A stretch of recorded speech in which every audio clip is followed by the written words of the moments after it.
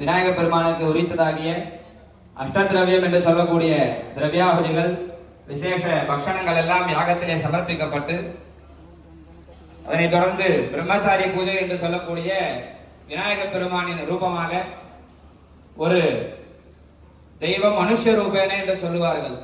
மனிதர்களாக நாம் இறைவனை போற்றும் வண்ணம் இந்த மாதிரி சிறப்பு யாகங்களிலே மட்டுமே செய்யக்கூடிய வைபவங்கள் நமக்கெல்லாம் தெரியும். சுமங்கலி பூஜைகள், கன்னியா பூஜைகள் எல்லாம் நாம செய்யறோம். அது போல விநாயகருக்கு ஆகுதிகள் யாகங்கள் செய்யும் பொழுது பிரம்மச்சாரி பூஜை செய்கிறது நம்மளுடைய மரபு.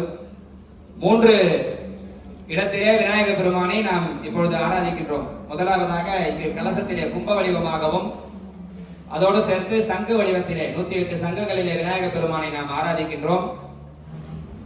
அதனைத் தொடர்ந்து அருவமாக யாகத்தீயிலே யாக குண்டத்திலே நாம் விநாயகரை ஆராதனை செய்வித்து நேரடியாக அவருக்கு உரிய திரவியங்களை எல்லாம் அவருக்கே ஸ்வாஹா என்னும் மந்திரத்தினாலே சமர்ப்பிக்கின்றோம்.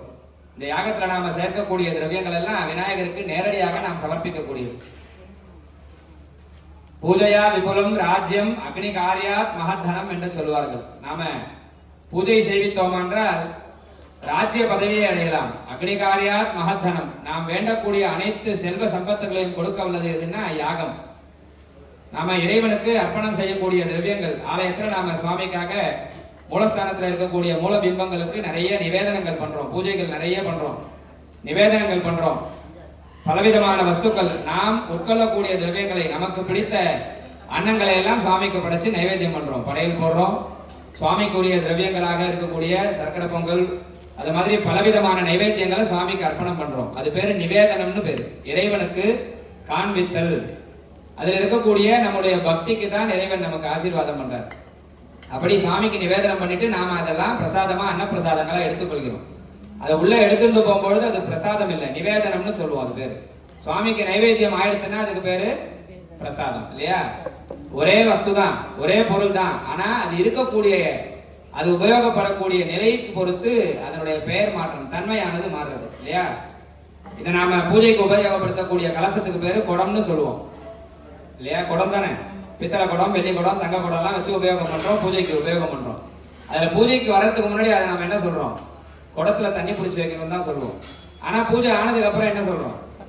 கலசம், கரகம், தீர்த்தம் இல்லையா? அந்த தண்ணியை நாம என்ன சொல்லுவோம்? தீர்த்தம்னு சொல்லுவோம்.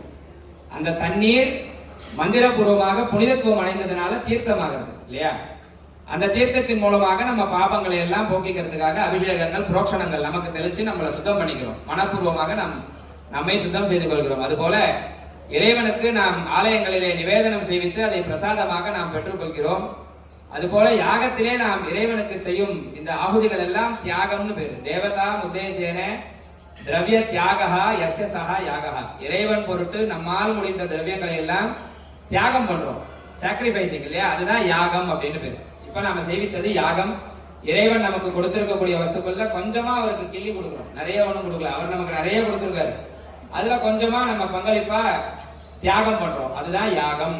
இறைவன் பொருட்டு நம்மால் முடிந்த திரவியங்களை எல்லாம் சேகரித்து நம்ம முன்னோர்கள் சொன்ன மாதிரியான பிரமாணங்களிலே எந்தெந்த திரவியங்களை எந்தெந்த யாகத்திலே சேர்க்கணும், எந்தெந்த தெய்வங்களுக்கு எது எது சிறப்பு, அதை செஞ்சோம்னா என்னென்ன பலன்கள்னு நமக்கு பெரிய ஒரு லிஸ்ட் கொடுத்துருக்காங்க. அதை ஃபாலோ பண்ணி நாம ஹோமங்கள் எல்லாம் செய்வித்து அந்த பலன்களை எல்லாம் பெற்றுக்கொள்கிறோம். அப்படியாக விநாயகப் பெருமானிற்கு அஷ்டதிரவிய ஆகுதிகள் எல்லாம் சமர்ப்பிக்கப்பட்டு இப்ப பிரம்மச்சாரி பூஜை என்று சொல்லக்கூடிய 3வது நிலையில ஆராதனை பண்றோம். அருவ வழிபாடு, உருவ வழிபாடு செஞ்சுட்டு மனுஷ ரூபேன என்று சொல்வார்கள். அந்த வாக்கிற்கு இணங்க மனித ரூபத்திலே இறைவனை நாம் ஆராதனை செய்யும் வண்ணம் இப்பொழுது பிரம்மச்சாரி பூஜைகள் நடைபெறும். இந்த யாகத்திலே பங்கு பெறும் அன்பர்களாக, இந்த சங்காபிஷேக வைபவத்திற்கு பங்கு பெறும் உபயதாரர்களாகவும் நமது